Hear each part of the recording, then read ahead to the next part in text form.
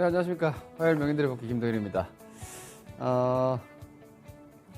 오늘이 제가 아니라, 제가 마지막 방송이라 그러니까 이 명인들의 복귀가, 제가 혹시 하차할까봐 걱정하시는 분들 계실 것 같은데, 제가 마지막 방송이 아니라, 오늘이 마지막 주간이고, 저희 명인들의 복귀 제가 2021년도 방송은 오늘 마지막이죠. 마지막 주간이니까. 단기적으로는 제가 지난주에 현재 시장의 그 유동성 구조 그리고 미국을 필두로 한 시황 전략이 단기적으로 생각보다 강할 것 같다. 즉 미국 시장은 제가 랠리라고까지 말씀을 좀 드렸습니다. 표현을. 미증시 특히 이제 기술주들, 기존의 미증시의 그러니까 미국 증시의 주도주가 전 세계 시장의 지금 주도주입니다. 뭐 테슬라, 엔비디아 이런 주식들이 그리고 애플, 테슬라, 엔비디아로 대표되는 미국의 고성장 주도주군들이 더 올라갈 것 같다. 지난주 당시에는 조정받고 있었잖아요. 그래서 제가 오히려 FOMC 결과로 봤을 때는 이건 유동성 긴축이 아니고 말로는 긴축을 이야기했지만 실제로 집행은 하나도 하지 않았고 그리고 FED의 카드를 보여줬기 때문에 시장의 메이저 세력들이 FED랑 힘겨루기에 들어간다. 그러면 오히려 더 강한 자산 버블을 만들 것이고 그 수준의 자산 버블을 FED는 이제 용인할 수가 없습니다. 지난주 설명드린 내용 여러분들이 이해하신다면 이 말을 이제 알아들으실 텐데 말씀드렸다시피 실제로 인플레이션에 대한 통제를 얘기하지만 미국의 고용시장이 정상화되기 위해서는 지금 정도로 자산 수익률이 좋으면 안 됩니다. 제가 미국에 지금 조기 은퇴자들이 많아지고 있다. 은퇴자들이 왜 많아집니까? 주식, 우리나라는 돈을 저축하고 모으고 자식들에게 뭐 이렇게 물려주고 이런 개념이 강하잖아요.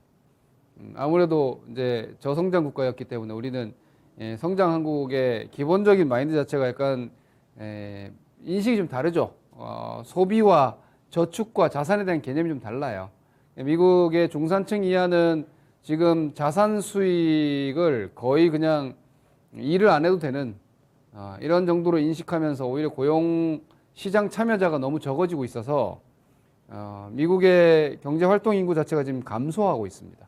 그러니까 이런 부분들이 심각한 향후에 미국 경기에 대한 훼손 요인이 될 수 있기 때문에 저는 예상컨대 연초까지 랠리가 미국 시장 기준으로 랠리가 있을 것 같고요. 우리나라 중심의 시장이 아닙니다. 우리나라는 따라가는 겁니다. 지금 못 따라가고 있죠. 요거는 이제 내일 배당락 지나면 좀 해소가 될 거예요. 그렇게 따라가면 이제 1월 FOMC 다음 이제 3월 FOMC, 1월 말 그리고 3월 중순 FOMC가 이렇게 가는데 1월 말 FOMC에서 만약 아주 초강경 FOMC가 아니라면 이제 3월에는 아주 강력한 긴축이 될 가능성이 높겠죠. 이게 1월이냐 3월이냐 이럴 것 같은데 그래서 저는 내년 시장의 고비는 1, 3월이다 이렇게 보고 있는데 FOMC가 보통 여러분 다음 FOMC가 1월 25, 26일이니까 그 일주일 전은 이제 연준 이사들이 그 블랙아웃에 들어갑니다. 즉 연준 이사들이 통화 정책과 관련 아무런 코멘트를 못 하기 때문에 대체로 보면은 2주 전에 연준 이사들 인터뷰가 되게 많이 잡혀 있습니다. 항상. 그래서 1월 이 지금 제가 1월달 달력하고 윈도우 달력으로 보여드리겠습니다. 여기죠. 요 날이 FOMC거든요. 요 26, 27 이 두 날이 그러니까 25, 26이니까 우리 날짜로 보면 27일 날 아침에 반영이 되는데 이날 18일부터는 얘기를 못 합니다. 이 18일부터는 일주일 동안 누구도 그 통화 정책에 대해서는 연준 이사들이 얘기할 수 없기 때문에 그 일주일 전 이 주간에 연준 이사들이 인터뷰가 엄청 많습니다. 원래 그렇습니다. 그래서 이때 되면은 주식시장이 막 올라가고 다시 미국 부동산이 주식하고 지금 같이 움직이고 있고 채권 금리가 낮은 상태에서 유동성 파티를 계속하면 이때 연준 이사들이 아마 되게 강경한 코멘트들이 나올 거예요. 그러면은 현재 미국 시장의 랠리는 앞으로 2주 정도 갈 수 있습니다. 그러니까 미국 주식 하시는 분들도 이런 부분들 활용하시면 되는 거고 우리 시장은 지금 한국 주도 시장 아닙니다. 한국 주도 시장은 아닙니다. 그래서 제가 지난주에 여러분들께 시장 말씀드릴 때 미국이 랠리 갈 것 같으니까 우리 시장은 일단 하방은 아니다. 근데 우리가 얼마나 쫓아갈 수 있느냐가 관건인데 많이 못 갈 거예요. 저는 많이 못 갈 거라고 봐요. 그리고 저 LG 에너지솔루션 IPO 너무 치명적입니다. LG 에너지솔루션 IPO 너무 치명적이라고 저는 생각을 하고요. IPO가 규모가 12조 정도 되지 않습니까? 그제 순수 공모 규모가 12조 사이즈의 공모가 있기 때문에 그게 아마 유동성 블랙홀이 되겠죠. 그래서 우리 시장은 그 파티를 제대로 즐기지 못할 것이다라고 저는 예상을 합니다. 그래서 지수는 많이 올라오면 한 이 정도 예상합니다. 한 요 정도? 여기가 어디냐면은 한 3,150입니다. 네, 저는 상단을 그래서 이번 미국 시장과 함께 보시죠. 이게 지금 구조가 우리나라가 시장의 방향성을 결정짓는 구조가 아니에요. 미국 따라가는 거고 지금 미국 S&P가 이렇게 가고 있죠. FOMC 회의가 여기였죠. FOMC 회의가 여기였습니다. 여기가 FOMC 회의였기 때문에 그리고 나서 시장이 좀 떨어졌죠. 지난주 여러분들 많이 들으셨죠? 뭐 이제 주식 팔아야 된다. 성장주 다 왔다. 제가 뭐라 그랬어요, 여러분? 아니다. 성장주 랠리가 한 번 더 갈 것 같다. 지금 가고 있잖아요. 테슬라가 일주일 만에 25% 정도, 20% 넘게 올라온 거 알고 계시죠? 이건 한 번 더 가는 건데 저는 이건 1월 첫 주 정도까지는 갈 것 같고요. 그렇게 되면은 이제 제가 이건 심리전인데 시장에서 FOMC의 내용을 보고 조심해야 된다. 뭐 긴축이니까 성장주 팔아야 된다. 이런 식으로 경계했던 사람들이 이제 할 말이 없어지는 거예요. 주식은 되게 재밌는 게 여러분 이렇게 여기가 고점이잖아요. 여기가 1차 고점이죠. 여기서 매도해야 된다. 여기서 매도해야 된다고 하는 사람들은 여기 계속 매도해야 된다고 합니다. 그러다가 이게 넘어가잖아요. 매도해야 된다고 하는 사람들 싹 시장에 사라집니다. 방송 출연하던 사람들은 갑자기 방송 안 나와 버립니다. 왜냐? 계속해서 비가 올 때까지 비 온다고 할 수는 없거든요. 시장이 고점이 넘어갔는데도 뭐 꺾였다. 이게 공연불처럼 들리거든요. 자신이 하는 얘기가 스스로가 바보라는 걸 인정하는 것처럼 돼버리기 때문에 애널리스트들이고 누구 간에 요 조정 받을 때는 팔아야 된다 어쩐다 얘기 많이 하지만 고점이 딱 넘어가는 순간부터 매도해야 된다는 사람이 싹 사라집니다. 그럼 대중은 어떻게 되냐면 괜찮나 보다 이제. 그러면서 어떤 얘기가 나오기 시작하냐면 선반영. 네, 제일 많이 나온 얘기가 선반영. 금리 인상 반영했다. 뭐 다 시장이 알고 있다 이런 얘기 아마 보나 마나입니다. 이제 막 나올 거고 1월 달에도 뭐 긴축에 대해서 괜찮으니 제가 회색 코뿔소 말씀드렸습니다, 여러분. 코뿔소는 맨날 달려들지 않습니다. 그냥 모래찜질하고 배 깔고 누워 있다가 하지만 코뿔소가 주변에 있으면 항상 조심해야 되는데 그 사람들은 그 코뿔소가 항상 보면 누워 자고 덩치가 워낙 열량이 높으니까 잘 안 움직인단 말이에요. 그러다가 코뿔소 무서운지 모르고 그냥 날뛰다가 갑자기 코뿔소 달려들면 혼비백산하는 거죠. 그게 회색 코뿔소. 저는 그게 내년 상반기에 제일 조심해야 되는 요인이라고 봅니다. 근데 그게 자산 버블이 심할수록 지금 자산이 여러분 버블이 맞습니다. 자산 버블이 심할수록 이게 심해지는 거예요. 자산 버블이 심할수록 긴축이 강해집니다. 그래서 지금의 이 상황이라면 그 긴축의 강도는 아주 강할 것이다. 지금 이미 세 번 인상 다 아는 거 아니야? 아니죠. 거기 말고 더 큰 강력한 카드가 있잖아요. 대차 대조표 축소. 즉 직접적으로 가지고 있는 연준이 미 국채를 팔아버리는 거예요. 그걸 금리 인상과 같이 해버리면 미 국채 금리가 2% 이상 치고 나가겠죠. 그럼 주식시장은 꼬꾸라지는 겁니다. 성장주들 다 꼬꾸라지는 거고. 그럼 우리 시장도 2800 저점이 깨지는 거예요. 그 과정이 내년 상반기에 제일 조심해야 되는 구조인데 근데 그거 아직은 아니니까 단기적으로는 일단은 위로 가시는데 주의하셔야 되는 건 이거 조금 괜찮다고 해서 뭐 선반영이 이런 얘기 하지 마라 이거죠. 아니다 선반영된 거. 선반영 아니에요. 다 알고 있는 악재니 어쩌니 그런 이상한 얘기에 호도되지 말고 지금은 제가 회색 코뿔소 말씀드린 그것만 기억하시면 돼요. 그 코뿔소가 지금 시장에서 언제든지 위험이 될 수 있다는 걸 주의하면서 코뿔소가 달려들기 시작한다. 이제 이런 거죠. 예를 들어서 미국 시장이 우리 시장이다. 만약 우리 시장이다, 미국 시장이다, 혹은 여러분들의 주식이다 하면 여기서 이렇게 올라갈 거 아니에요, 시장이. 시장이 저는 이렇게 좀 올라간다고 보거든요. 단기적으로.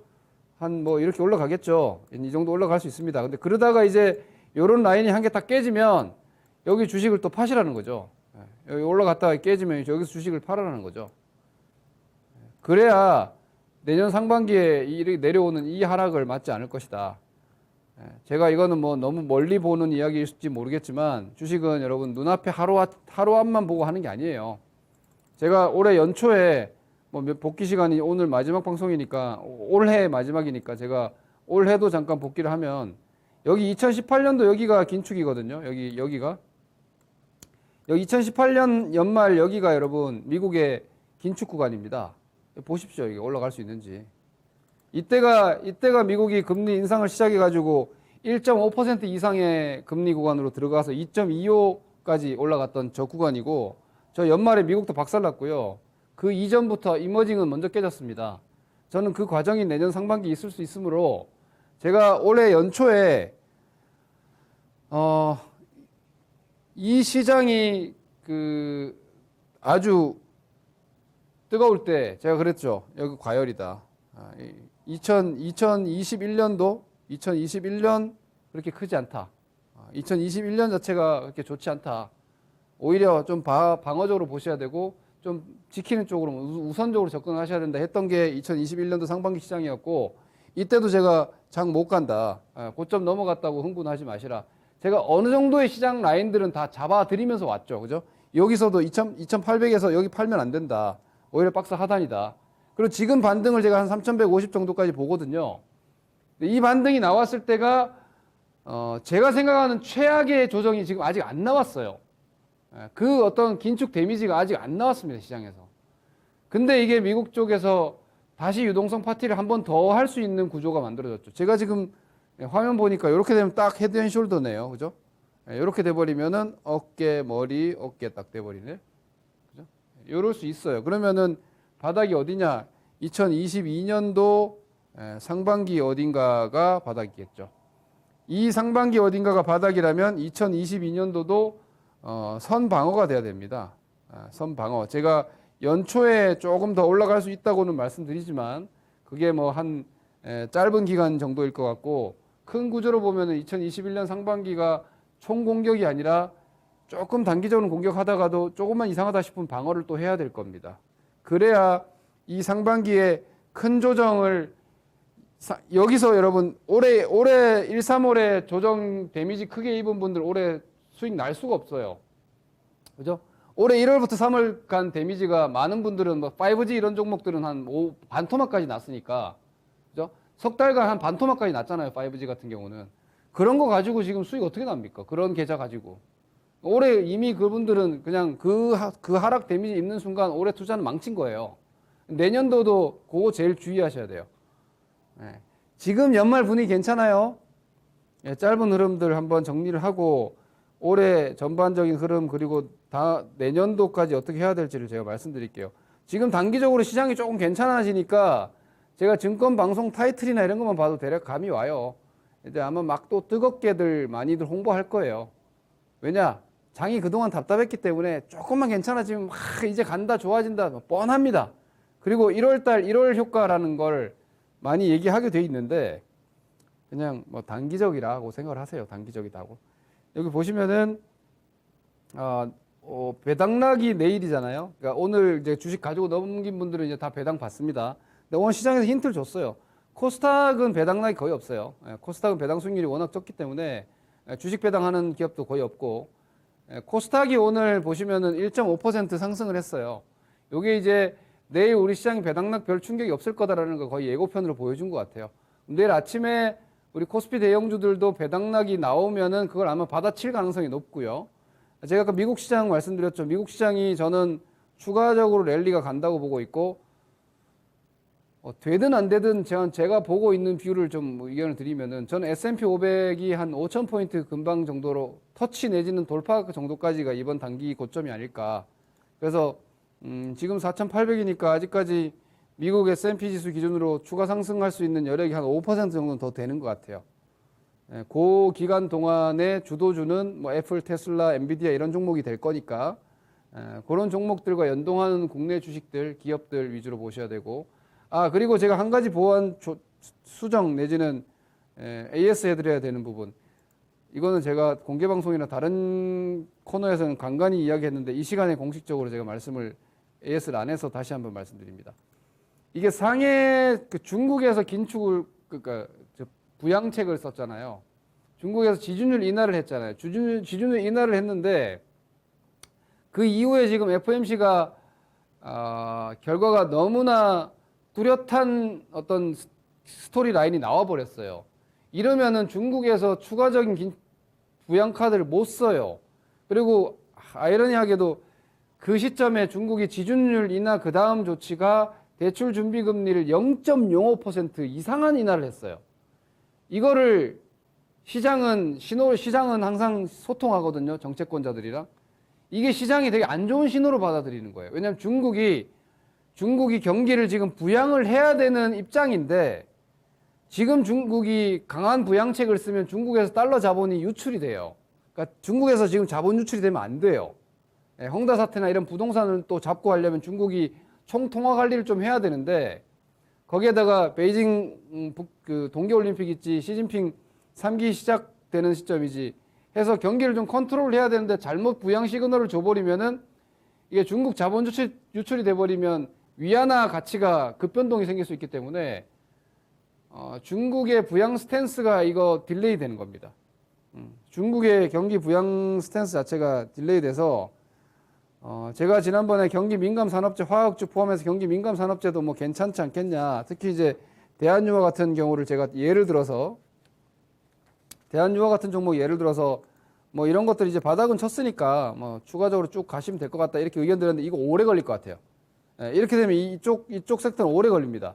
아까 제가 말씀드렸다시피 이거는 어차피 경기로 움직이는 종목인데 여기서 중국이 그 시그널을 주고 순탄하게 갔으면 한 이 정도까지 움직이는 라인이 나오는 건데 이게 지금 오히려 미국이 강한 긴축 시그널을 주고 중국이 부양 정책이 좀 딜레이 되는 상황이 돼버리면 얘네들이 L자형 바닥 기간이 길어집니다. 이렇게. 예를 들어서 주가가 이만큼 떨어져서 이 밑에서 이렇게 기어버린다는 거죠. 이렇게 돼버리면 여러분들이 이 구간에서 매수를 하거나 포지션을 강화하면 이 시간을 견디다가 지쳐가지고 나중에 한참 뒤에 이제 좋아지는 시점에서 포기해버리는 우가 생길 수 있기 때문에 오히려 제 이야기 듣고 단기적으로 산업재 들어가신 분들은 짧게 커트하시자. 산업재 비중 강화 포지션 아직 아니다. 오히려 내년 상반기 이후를 봐야 될 것 같다. 이렇게 좀 수정 의견 드리니까 경기 민감 뭐 조선, 철강, 화학, 건설, 뭐 지주, 기계 이런 쪽 얘기하는 겁니다. 이런 중우장대 경기 민감 섹터들은 이제나 갈까 저제나 갈까 하고 있는데 아직 멀은 것 같다. 아직 멀은 것 같으니까 여전히 주식을 매매하실 거면 성장주 위주의 드라이브를 거시고 시황이 좀 애매하면 차라리 현금화하시고 이런 식으로 여전히 가야 될 것 같다. 경기주에 대한 혹은 산업재에 대한 포지셔닝은 아직 이른 것 같고 혹시 제 의견 참고해서 요 구간 때 진입을 하셨다면은 그 물량 철수하자 혹은 종목 섹터 교체하자 이렇게까지 의견을 좀 드리겠습니다. 말씀드린 대로 내일 배당락 이후에는 오히려 이 미국 시장이 단기적으로 치고 나온 이 상승세를 뭐 어느 정도는 커버하지 않을까 싶습니다. 어느 정도는 지금 미증시가 나흘간 S&P 500 기준으로 보면 나흘간 6%가 올랐습니다. 저점 대비해서. 저점 대비해서 6%가 올라왔는데 물론 우리 시장 지수는 이번 달에 월초가 저점이 지난 말일이 1822포인트라서 지수 월봉상으로는 많이 올라 있습니다. 6.3% 많이 올라 있는데 그보다 실질 체감의 상승과 이 3050포인트의 돌파가 아마 내일 이후에 내일 수요일 그리고 목요일 그러면 이제 우리나라 올해 장이 끝납니다. 그럼 다음 주가 이제 1월 첫 주니까 한 1월 첫 주까지는 일단 시장 지수와 미국 시장 연동한 상승이 한 3,100대 중반 정도까지는 갈 수 있지 않을까. 근데 그 정도 가면 또 체력이 떨어질 것이고 LG 에너지솔루션의 IPO 그 수급 블랙홀 상황이 분명히 목도되지 않을까 싶기 때문에 단기적으로는 딱 그 정도만 보시는 구간이다. 이렇게 좀 말씀드리겠고요. 중장기는 저는 현금 가지고 계시는 구간이라고 봅니다. 너무 과감한가? 근데 저는 실제로 그렇게 생각합니다. 왜냐? 제가 이 얘기하고 오늘 뭐 마무리합시다. 이게 거의 이제 올해의 정리인데, 올해의 복귀인데요. 제가 예전에 여러분 그 맥센스라는 그 제 교육 프로그램을 제가 했을 때, 제가 우리 시장에 대한 어떤 전략 구간을 설명을 드릴 때, 그 당시가 뭐 2016년도 뭐 이럴 때 아마 제가 이 프로그램을 시작을 했을 때, 제가 그때 당시에 우리 투자자분들께 무슨 얘기를 했었냐면, 이 매매 구간을 보면, 자, 여기까지 주식으로 돈을 벌고, 그죠? 여기서부터 여기까지 주식에서 돈을 벌고, 요 한 1년 동안은 주식 안 해야 되는 게 맞지 않냐. 주식 안 한다는 게 시장을 떠나는 게 아니고, 제일 잘한 게 2200대 현금화한 거 아닙니까? 그죠? 여기서 현금화 해가지고, 뭐 사실 계속 주식 안 해도 되네요. 그죠? 안 해도 되네요. 1년, 2년, 3년, 4년, 5년이에요. 물론 이 안쪽에서 차별적인 강세 종목들, 화장품도 있었고, 뭐 많았어요. 근데 그런 몇몇 종목을 하지 못한 사람들은 다 깨졌단 말이에요, 여기서. 예? 그래서 다 깨졌단 말입니다. 뭐, 차화점 같은 것들 이런 구간 했던 사람들 다 깨졌습니다. 마이너스 70%. 지금 5G는 양반입니다. 그때 철강주, 화학주, 조선주 이런 거 갖고 계신 분들은 우량주라고 샀는데 마이너스 70% 말이 됩니까, 여러분? 여러분들 주식하는 투자자분들이 말은 하이리스크 하이리턴이지 절대 손해본다는 생각은 안 해요. 누구나 자기가 투자하면 수익 날 거라고 꿈을 꾸면서 투자하지 손해본다고 생각을 안 해요.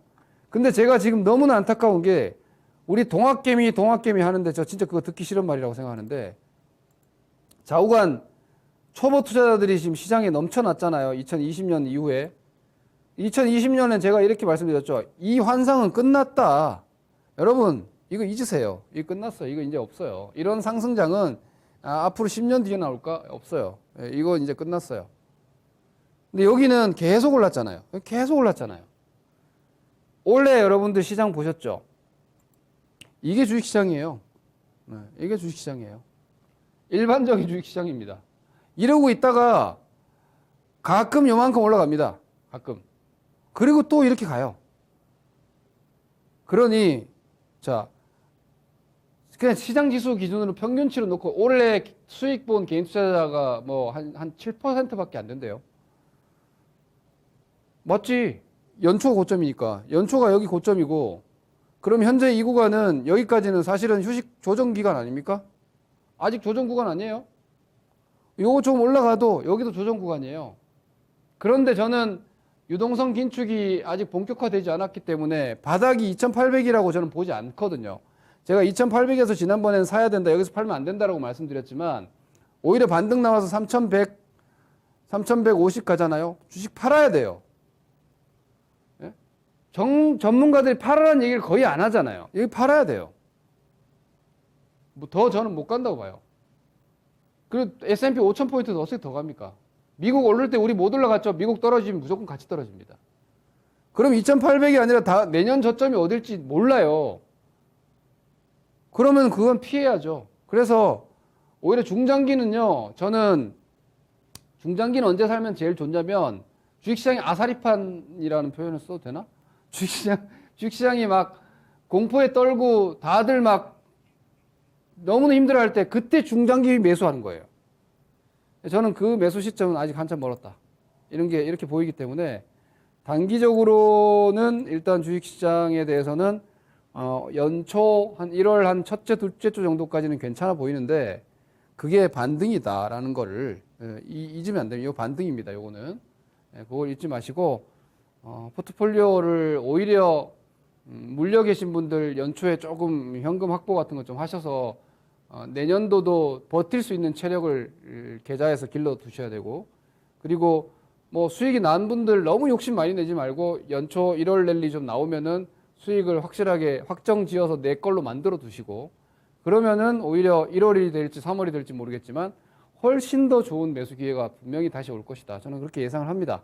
그래서 지금 연말 연초 분위기 조금 뜨거워진다고 해서 흥분하지 마시고 한 3,150 정도 가면 충분하다. 이렇게 생각하고 관리 대응하시기 바랍니다.